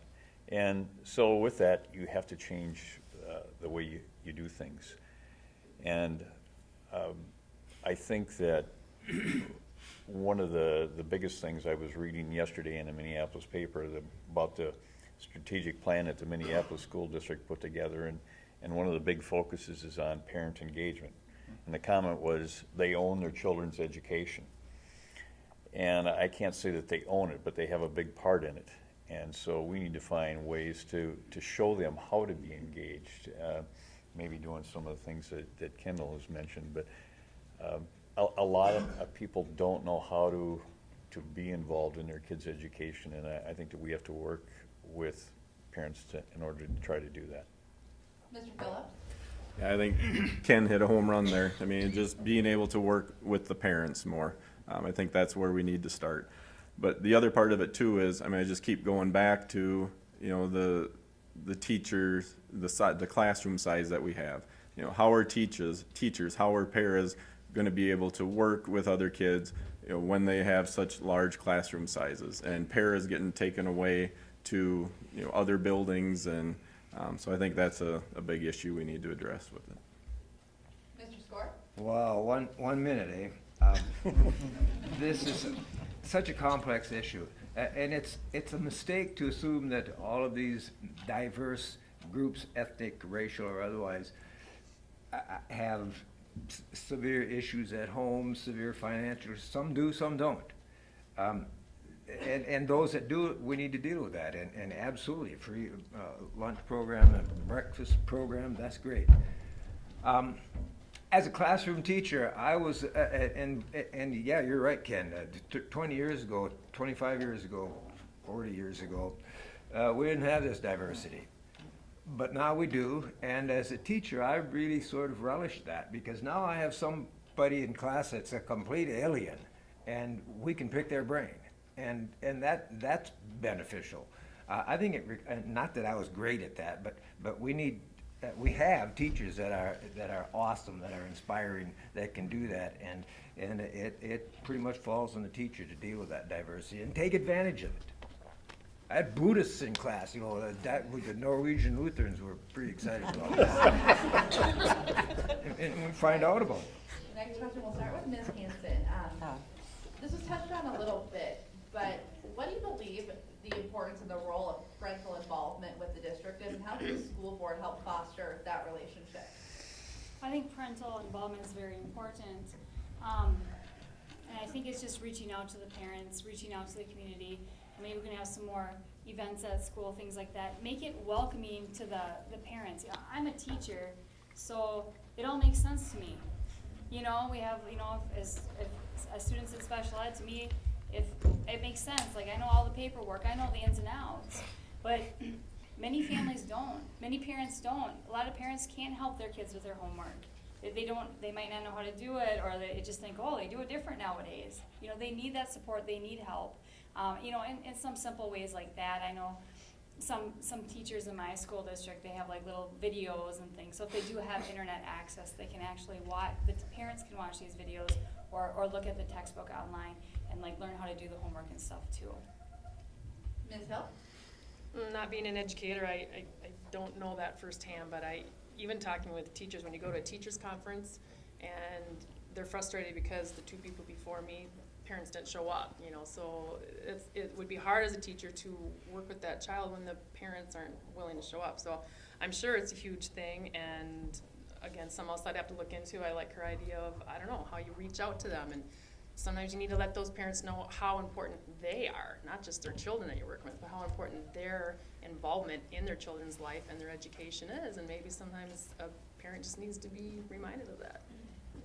Ms. Johnson? I think the parental involvement is huge, and I think that teachers are so good about fostering and developing relationships with families and parents. I know it gets harder the bigger classes are, but I see teachers working so hard at that all the time. And Aaron talked about this earlier, and I think I just wholeheartedly agree that let's not be moving teachers around to different buildings, because they have worked so hard to develop relationships with families. And when they have multiple children in a family, you're starting all over when you're getting moved to a new building. So I think that continuity is so important And teachers I see working really hard at fostering these relationships, because in the end, they're partners, parents and educators in the school district. And so they, need to work in concert together for the good of the child. Ms. Kehr? I think that parent involvement is a challenge, and it will continue to be a challenge. So, it's gonna take continuous work on how to address that. We could try what Kendall said, we could ask. That would be a good idea. But I do believe that a heavy amount falls on the teachers. Now, that didn't. When Neal, and I get to call him Neal because I'm his peer, he wasn't my teacher. And, family units looks far different today than when some of us graduated. Two-parent working home, family homes, single parent, shared parenting. I mean, it's just far different. And the parents are busy and they literally can't come to the things that my parents were able to come to. And the teachers are the ones, as far as what I see in my family, is they're the ones emailing and keeping those connections open and using what we have today. But I think we always have to work on this. Mr. Langseth? I wish I could repeat what Ken said for the last question, because that really hit it on the head. And as we look at that, parent involvement, everybody here agrees it's critical and it's very important. And how we improve that is difficult. But I think Ken's comments before about, getting them to realize that they are parents, getting them to realize that parenting is important. And part of parenting is getting involved with your kids. And we've all looked at the statistics to show how important that is. The successful kids usually have parents that are involved. And we need to make sure that parents understand how important that is. How we do that is a $64,000 question or $1 million question, whatever value you want to put on it today. It's important. Mr. Petersen? Well, I think we've kind of answered it a little bit, but the thing that I would add to that is, we've got to find ways to get the parents into the schools, because if you don't get them into the school, the message is not going to get to the house. And so I don't have the answer on how to get them in the school, but I think that's definitely what you have to strive for if you're going to try to accomplish that parental engagement in their kids' education. Mr. Phillips? And just to build on that too, I mean, I just think our teachers are doing a fabulous job. I mean, having kids in the district, all the emails, the phone calls if there's something going on. And so I think teachers are doing everything they can. The $64,000, the $1 million question, how to get parents that aren't involved is, I mean, obviously something we need to look into. Mr. Skaar? Well, yeah, I totally agree with what's been said on this one too.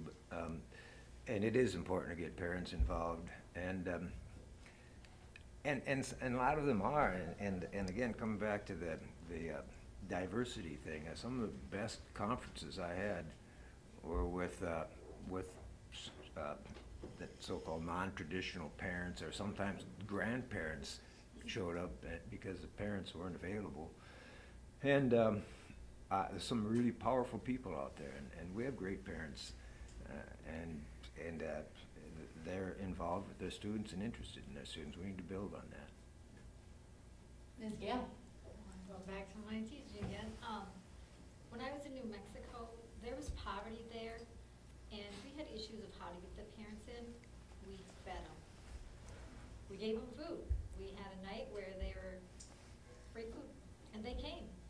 A lot of them come when you never saw in the classroom or showing up for report cards, but they came. They came to that night, so the teachers took advantage of it.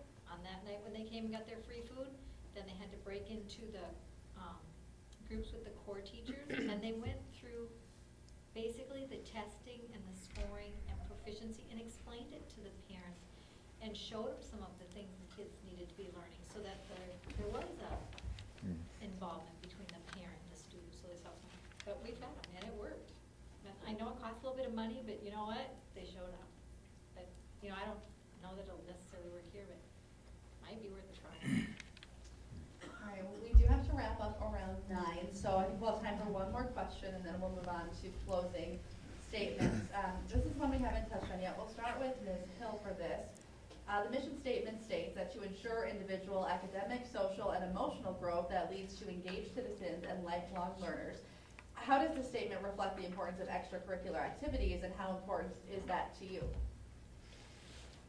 You know, my kids their extracurricular activities are sports, of course, and I think a lot of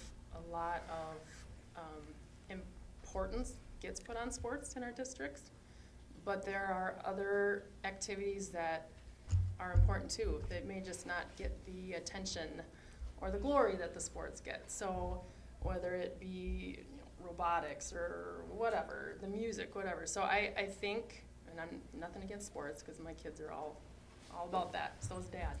But I think we need to have a vast array of what we call important and what we put importance on, and make them all important to the kids. And we put, if we can, the same amount of emphasis on the other issues too. Ms. Johnson? I think we do a good job in offering a lot of co-curriculars, and I think they are so important because a child who may not feel very enthused about reading or math, they might be super pumped every day to get up and come to school because of robotics or because of choir or the music programs or theater, or the sports programs and offerings that we have, I think are outstanding.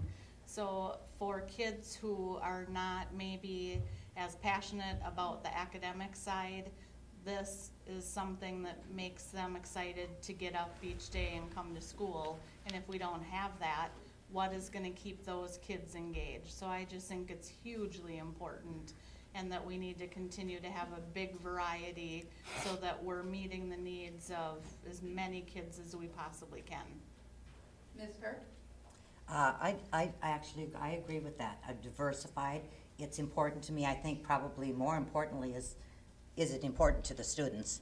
And I think that it is. Because you know, a passion over here can lead to a learning opportunity over here. The other thing is we call them extracurricular when students are going to school, but in real life is actually more about those extracurricular activities than it is sometimes about the core things that we're teaching. So I really think that they are they need to support each other, and because that's what's going to teach our children to be flexible when they're in their 30s and 40s and 50s. Mr. Langseth? I was active in extracurricular activities, and my kids were, involved with a lot of extracurricular activities.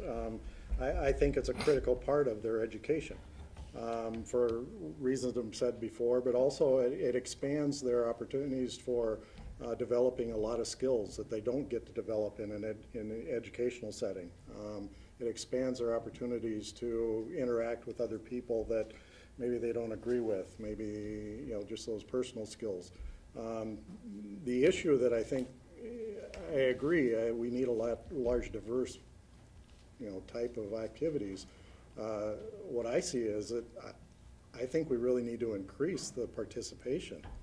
I don't think Albert Lea schools, and especially looking at the small schools, when you see small schools where 75% of their kids are involved in extracurricular, and we're at under 40, I don't know exactly what that number is. We need to increase participation to give them additional opportunities. Mr. Petersen? I think a diverse offering of extracurricular activities is important.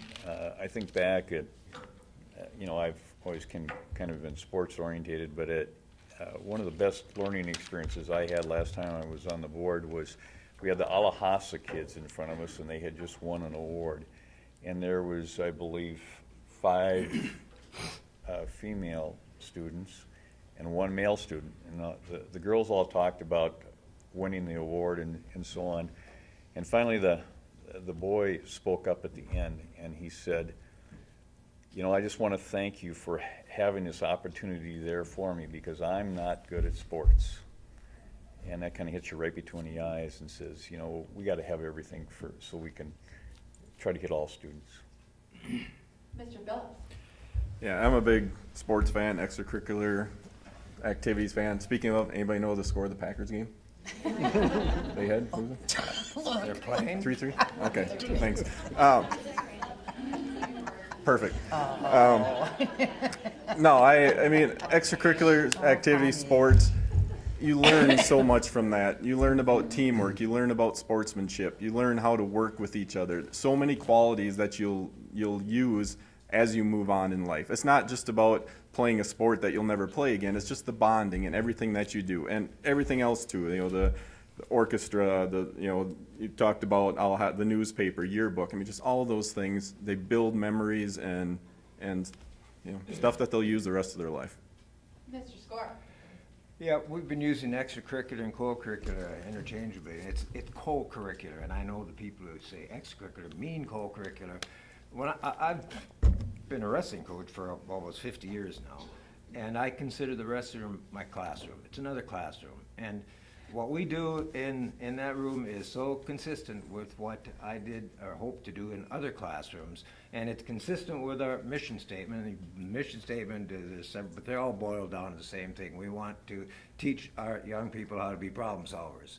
Well, in athletics and journal, you name it, you set goals. In wrestling, we set goals, and that's not our purpose. Our purpose is to instill upon our athletes the things that they have to do to achieve the goals that they establish, and that's consistent with geometry, with life in general. It's problem solving. Set goals. What do you have to do to get from here to there, and then do it. And that's our purpose, to create an experience where students learn what it takes to be successful, to achieve their goals. Ms. Gail? I'm not a sports person. You can boo me, I don't care. So in school, I had to find something that I liked. Well, there was junior achievement.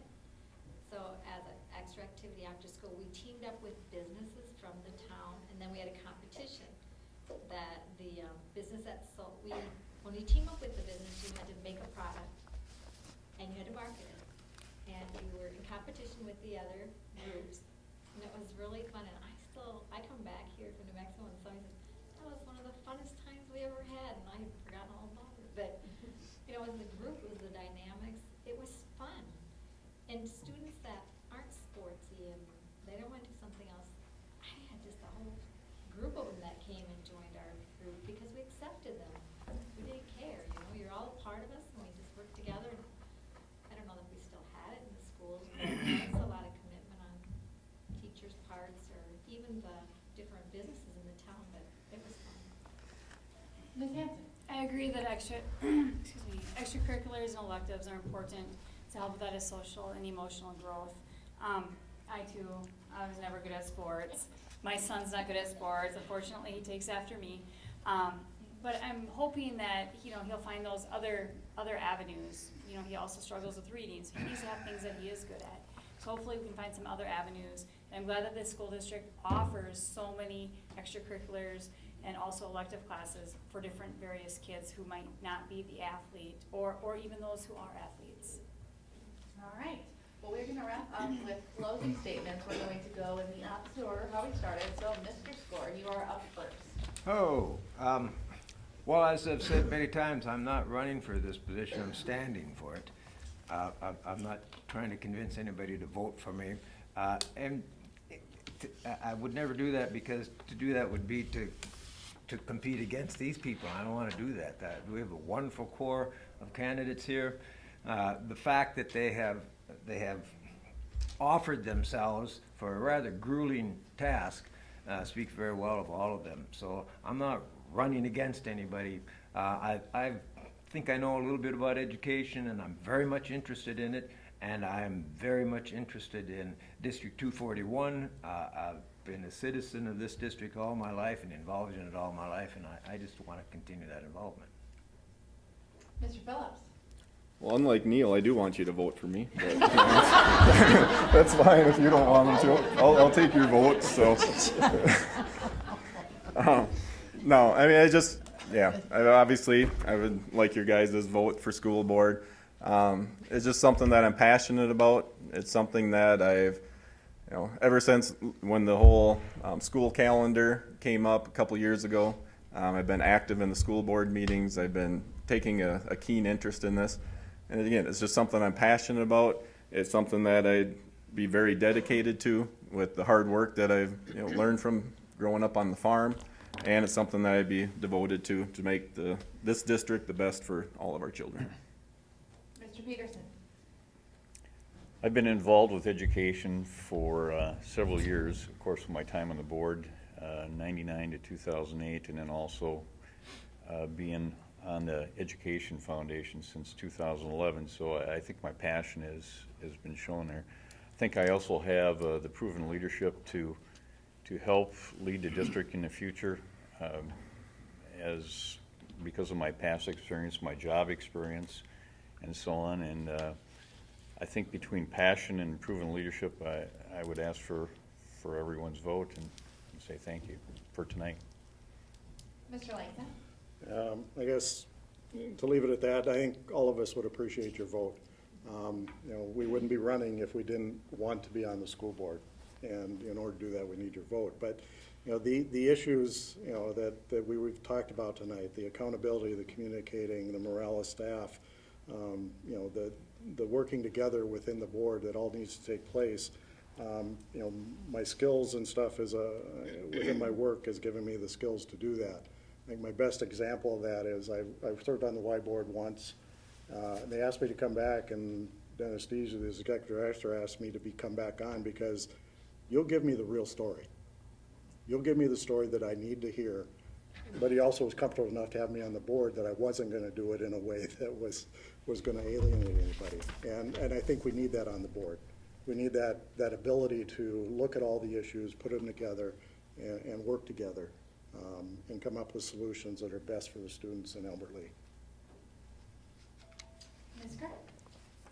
Well, thank you for everybody that's here tonight, and anybody that's listening, everybody up here. It's been an enjoyable night. I think we've answered a lot of the questions. You've gotten a good idea of what everybody is about. I'm kind of like you, Kendall. What you see is what you get. I'm very, upfront, honest. If you ask me something, I will give you, what I think about it. If I don't know, I'll say I don't know, and then do my best to find out. I think that when it comes to working on boards, I've already indicated that I really enjoy working on boards. I believe I'm very effective working on boards. I'm positive, I'm energetic, and I have, the attitude of wanting to cooperate. So for people I think this is a great demonstration of how people feel about the school board. I will warn you, I have an agenda. I'm not going to stop. I have an agenda, because I stopped every other time. My agenda is I want the Albert Lea area schools to thrive and be the best schools in the whole state of Minnesota. I mean, that's really my agenda. Will I ever see that in my lifetime? Maybe not. But I don't know. Everybody working all together, maybe I will. And I think you just should always work for that top goal. Ms. Johnson. I also want to say thanks to everybody, and also say thank you for the last 4 years of your support. It truly is an honor and a privilege to be a board member. I think I'm a known quantity to you now. With me, you get a listener, you get a doer. I do my homework, but I listen to what's important to people. With a child in the district, my skin in the game, his name is Sam. And so with me, I'm a known quantity, and I'm going to continue to work hard for the district, advocate for employees, for students, for community members to have a meaningful voice at the table. And so I just thank everybody for their support and hope I can count on your vote on November 8th. Ms. Hill. I'm going to be very honest. I'm going to say I'm so glad this is over with. I am. I'm sorry. But I'm glad to be here. It was actually kind of fun. And I don't pretend to know all the issues. I do not pretend to know all the answers. All I can promise is that I will dig in. I will try to find the answers. I will talk to both sides and every side and plug into where I can. And number one, do what's best for our kids. Hopefully gain some, some unity back. I want to be your advocate. I want the teachers, the community, the kids to have a voice and have the freedom for that, and that's what I will work towards. And I know the cliche of it takes a village to raise a child, but I also think it takes the whole community to make a great district. Ms. Hanson? Yeah, I want to thank everyone here for being here tonight and caring about education and our students. I'm passionate about education. I've been a special education teacher for 16 years and started getting more interested in the Albert Lea School District about 2 years ago. I've been attending board meetings and speaking. But there's only so much I can do from the outside. I want to be a member of the school board so I can actually dig in and make some change. If elected, I'll take the trust you put in me seriously, and I'll work my hardest to make sure I'm representing all of you. I will work hard to make effective decisions that benefit students. I will work hard to improve the climate. And I will continue to research effective ways to solve problems and ensure that every voice matters. Thank you and have a good night. Ms. Gail? I would like to vote on November 8th, and I would like to thank all of you for coming, because I know you took time out of your day to come and view this. I would like to say my grandkids are good in sports, so don't think I don't support your sports. But I just feel that I can bring creative outlets for more than just the sports-oriented children, and I really would like to see the graduation rates increase. I mean, the children put a lot of years into school, and it breaks my heart when children don't graduate. So I would really like to see what I can do to help with the children who are lost and just need another outlet to help them graduate. Thank you. Thank you all. Appreciate it.